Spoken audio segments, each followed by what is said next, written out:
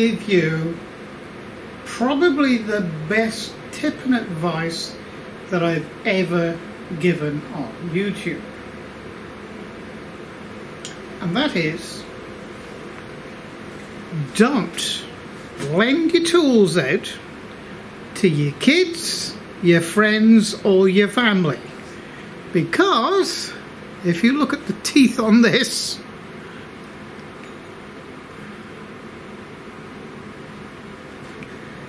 not very good, is it?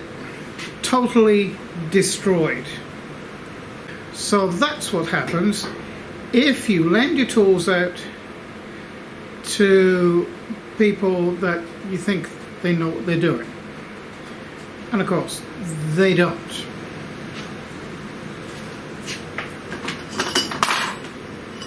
And the result is rather a nasty mess.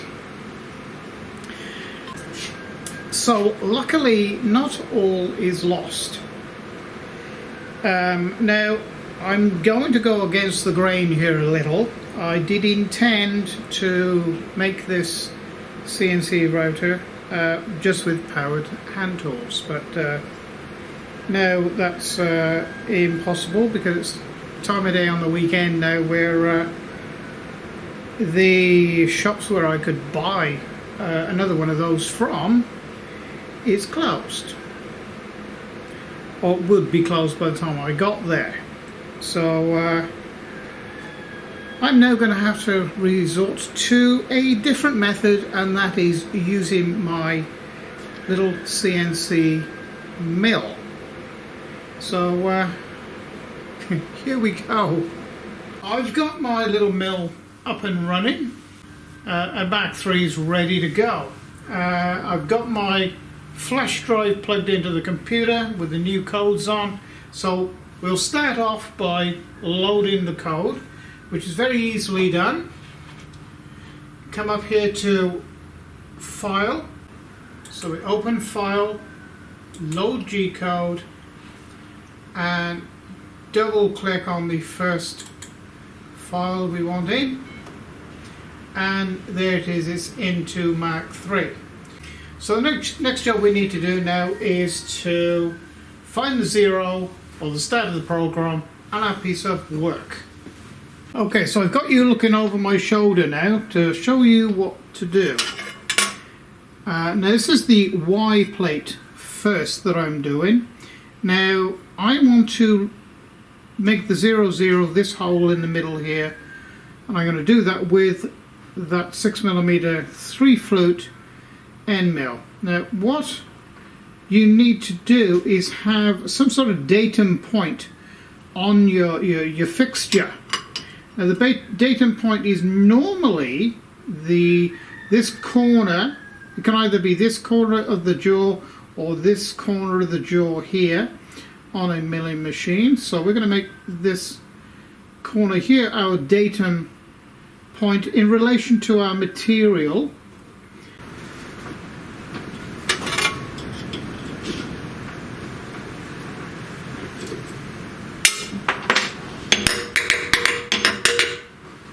So now we're going to find the 0, 0 point of our start of our piece of work, which is that hole there, or we're going to zero off that hole.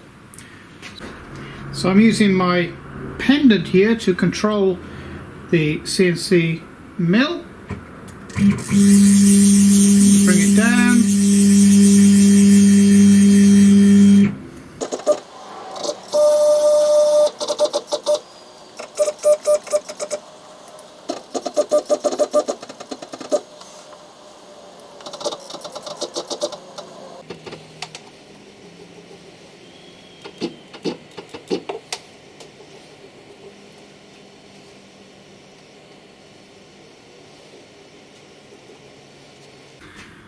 Okay, so now I can reset the 0 point in the X and Y after finding the center of that hole. So now we're going to find the Z, and to do that we're just going to use a piece of paper. Okay, so I've just taken the tool out of the hole and off to one side. I'm just going to bring the tool down slowly down, not up.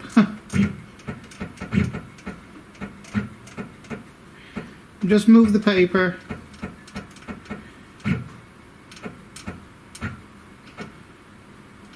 Until it just grabs there. So now I can set the Z0, which is simply done just by pressing that.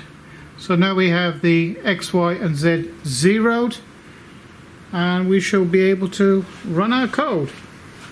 So I'm just going to pick the tool up off that material now,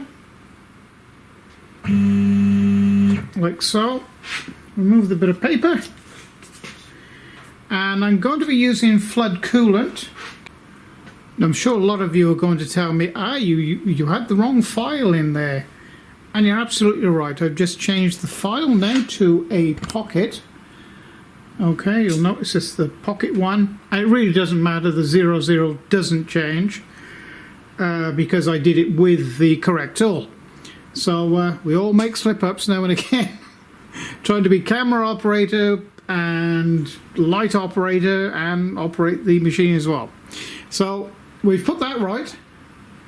So we are going to be running flood coolant. So first of all, we're going to see whether the flood coolant is going in the right place. So we'll turn that on.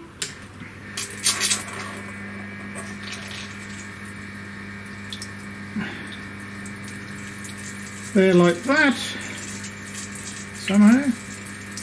Okay, so the flood coolant is there not only to cool the tool and the material, but it's also there to flush the chips away, because they're very, very small chips. So I'm going to shut this door now because it's going to get, it's going to splash all over the place, and I have to start this up manually. There we go.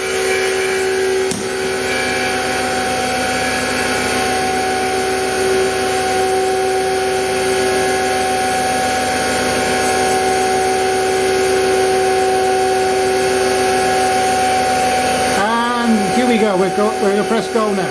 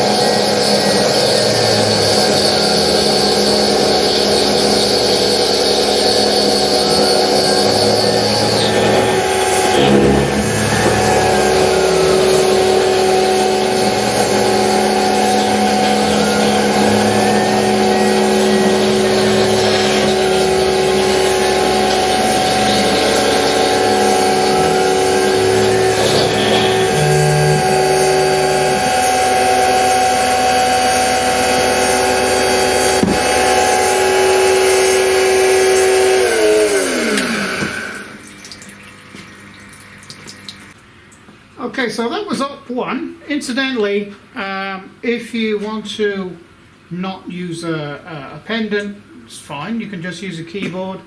To go up in the Z, just press 9. That'll take you up. 3 is down. 4, X across that way. 6, X across that way. 8, Y back that way. 2, Y back towards you. So you have full control on the keypad as well. So let's just get rid of that material, waste material. I'll actually blow it off a bit.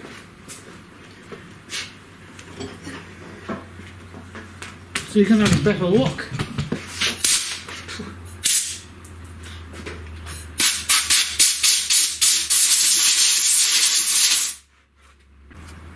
I'll bring you in just for a better look. Look at that. Absolutely perfect. Perfectly cut. So that was done very, very conservatively. And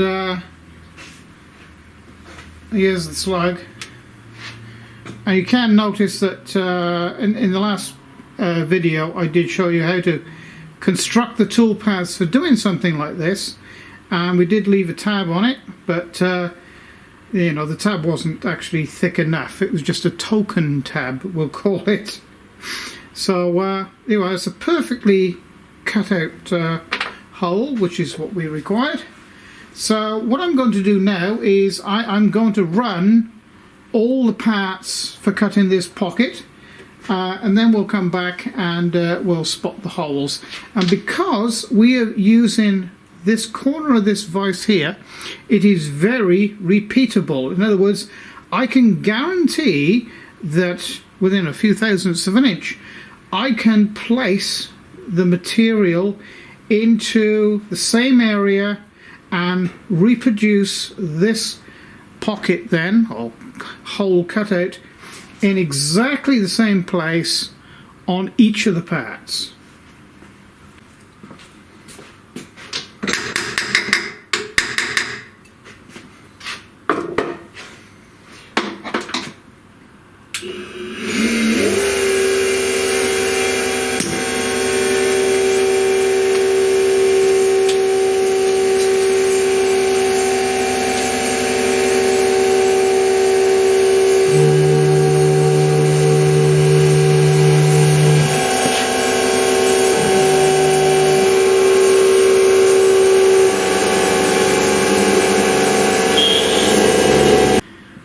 Okay, this fourth one is slightly different. So I'll just show you quickly how to do it without altering anything in Mach 3 at all.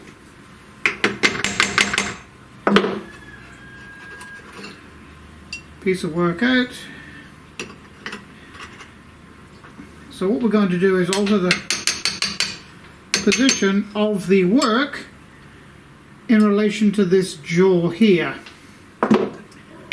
Just squeeze up on that a little and lower the tool down.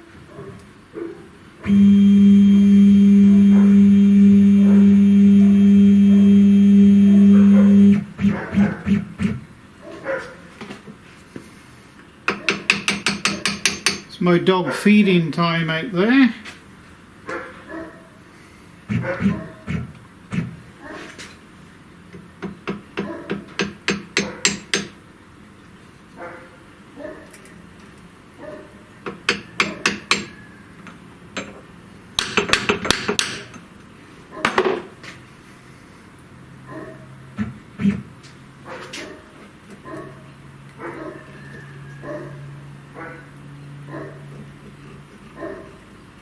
Okay, so that's a 6mm cutter into a 6mm hole. So I know that's now correct, in the correct location then, put it that way. Tighten that up, lift him up.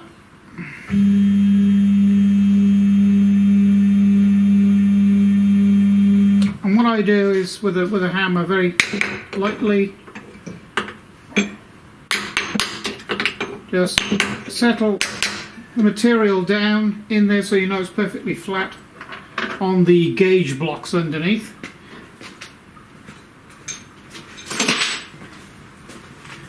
And off we go again.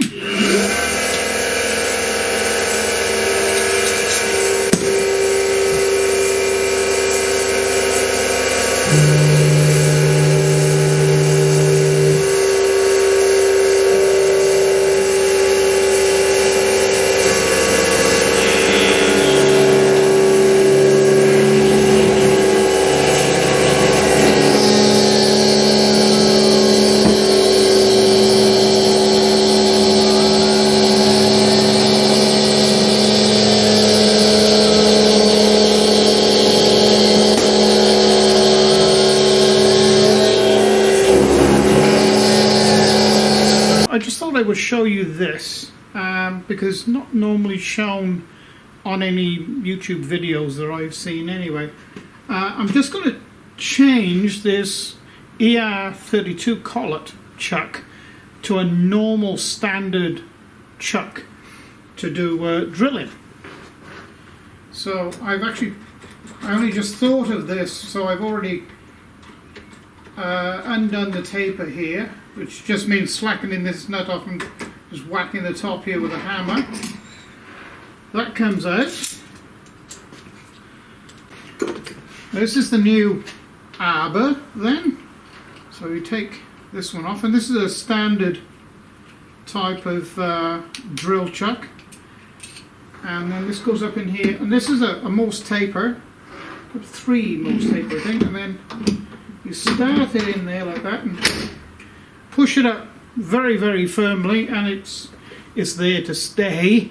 Taper to taper sort of fit, but to hold it there to make sure it doesn't come undone, you put this nut on like this, and there's a little keyway inside here, and I just put an Allen key in there to lock it, and then you just tighten this up to pull the. There you go. No need to do it any tighter than that, and then that's how to change to a normal chuck. Okay, and this is a center drill. It's a very, very stubby drill. In other words, it doesn't flex at all. And that's what we're going to mark our holes with.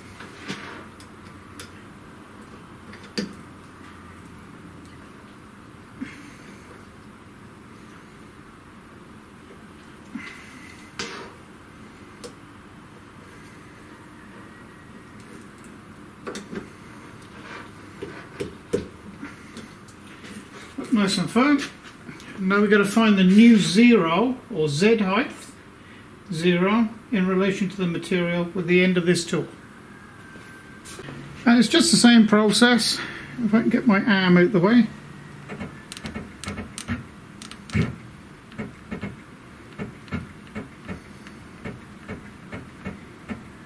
There you go. And we will zero that again. I'll take you to the screen. And we're going to zero the new Z0, and we're coming back. Well, actually, you can either go to File and get out of this code, or you can go here and close G-code, and it erases that G-code from the last file, then load G-code, and it is this one, and it's in. So now, same process, raise the tool up off the work, shut the door, start the spindle up, and press go, and off it'll go.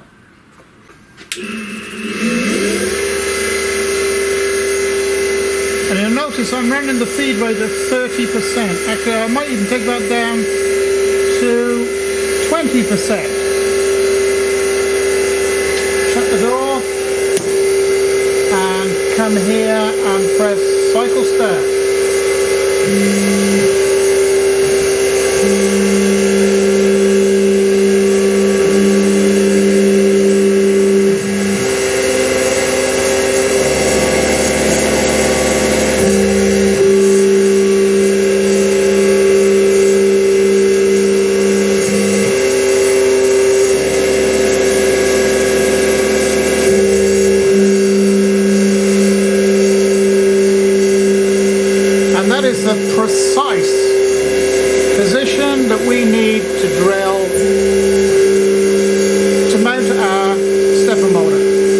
bracket.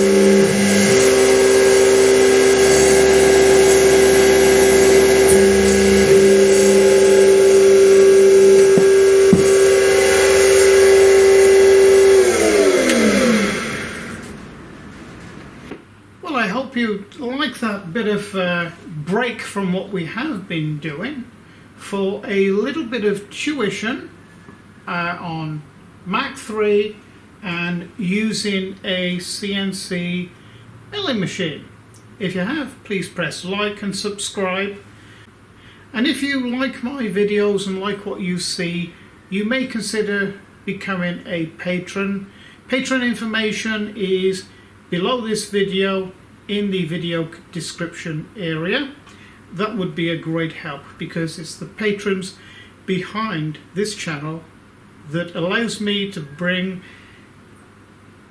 videos like this to you. There's also a Carveco discount code in the same area for 5% across the board, and there is also a Fusion 360 discount code of 20% if you have to purchase it for a business hobby or whatever. So thank you for joining me, and I hope you join me for the next thrilling episode of manufacturing this CNC router. So it's bye for now.